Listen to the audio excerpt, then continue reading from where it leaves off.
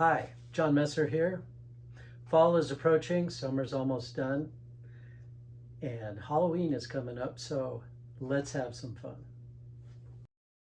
I'm going to draw a haunted house seen from the viewpoint of trick-or-treaters walking up to it. And as they get closer, they look up. The house is 3 stories tall. It has a spooky tower that looms above them. And so they're no longer in 2-point perspective where they'd be looking towards the horizon line. They're looking up in 3-point perspective. Verticals are no longer vertical in your drawing. They now vanish to a third vanishing point. So the challenge in your sketchbook is to make the drawing look as if it is vanishing to the proper vanishing points as closely as you can when you're sketching. So having drawn 3-point perspectives many times, I'm just averaging and aiming for where I believe the vanishing points would be. An illustration like this is more fun than accurate, and so I just wanted to have the proper feel. So I'm adding all kinds of details of a Victorian style house with corbels under deep hanging eaves and dormer windows and a vaulted door covering and a covered porch and all kinds of details that really make it look old-fashioned. Maybe I'll take out that lantern. And then I'll add some Halloween details. Put the moon in the sky. No leaves on the trees. Dead tree branches reaching. I'll put a jack-o'-lantern on the handrail of the porch. Put a black cat arching its back up on the roof. And of course some bats flying out of the belfry. All good stuff.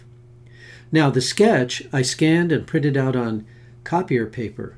I'm going to lay some tracing paper down to protect my desk because I'm going to transfer this onto watercolor paper by taking lead shavings, rubbing them into the back of the print, and then shaking off the excess, and then taping it onto my watercolor block and transferring the drawing by hand.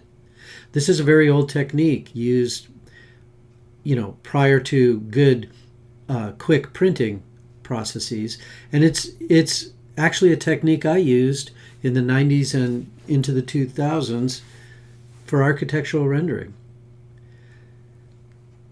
So I've sketched it once. Now I have this taped into place. I have a little sheet of paper to protect some of the watercolor paper from the pressure of my hand so that I don't transfer gray clouds of graphite.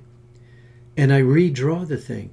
Now the drawing's going to improve. The second time I draw it, I might think of details I didn't think of in the quick sketch.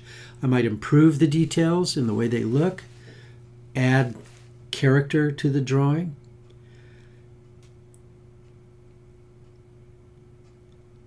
And there's an advantage to doing this old school technique. The advantage is that you end up doing your sketch, cleaning up your drawing while you're transferring it, and then once this is transferred, I'm going to have to redraw it one more time because the transfer is going to be sort of a fuzzy, indistinct gray pencil line that's not very permanent.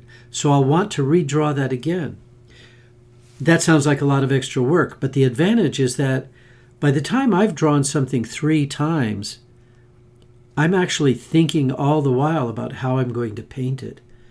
And so I found over the years of doing this, and I don't always do this, there's other things I do, but when I do this, by the time I'm ready to paint, I've made a lot of my decisions about the strategy of how I'm going to lay down watercolor washes and what colors I'm going to use and the mood of the painting that I'm going to do. So it seems like a lot of extra work. I find it very enjoyable. I find it enjoyable to improve on a drawing 3 times, all while you're still moving ahead with the project. Now I'm going to draw it again. This is the 3rd time. My technical pencil here gives me a clean line, and I add more details than in the previous 2 versions. Get the corbels to look right. A lot of fun old spooky house details, right? Framing around the windows, mullions, one window is open, clapboard siding on the tower, dormer windows above those eaves right there. Ironwork on the roof line to attract lightning, right? I don't know why they did so much ironwork, but I think that acted as lightning rods quite often. Make sure I get a good sense of depth on the actual articulation of objects. They're not made out of paper. They have volume, they have form, everything. Add a little crown molding above the transom window, above the door.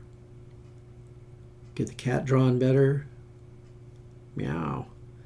That's Mr. Meander. It's my name for my black cat I put in some paintings. At about this point, I decided that these details I'm adding right now, not the jack-o'-lantern, but the columns and the handrails, I thought, I'm going to make this house look like it's in the South, like maybe in Louisiana or something, and make those details be as if they were made out of wrought iron.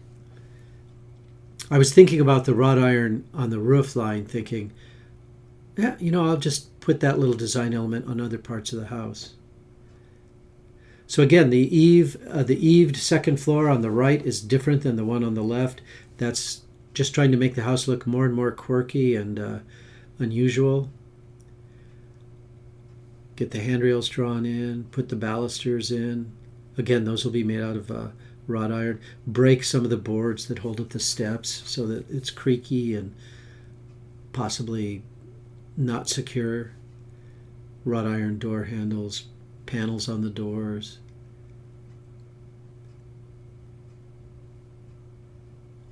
I had to move the window underneath the porch on the right because it didn't work well in perspective with the when I added the covered porch on that side.